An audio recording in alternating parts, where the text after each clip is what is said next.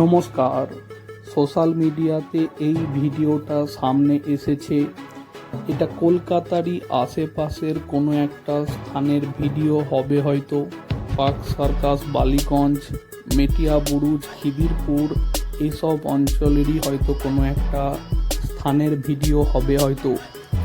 পশ্চিমবঙ্গের মুসলিম সম্প্রদায়ের জনগণের একটা অংশ এখনও তাহলে কি মনে করছেন যে তৃণমূল আমলে যেমনভাবে অবৈধ কাজ করার পরেও তারা পার পেয়ে যেত, পুলিশ প্রশাসন কিছুই বলতো না, সেই সময় মমতা বন্দ্যোপাধ্যায় সেই সব কাজকর্মের জন্য বাধাও দিত না, সেই রকমটাই কি এখনও হবে?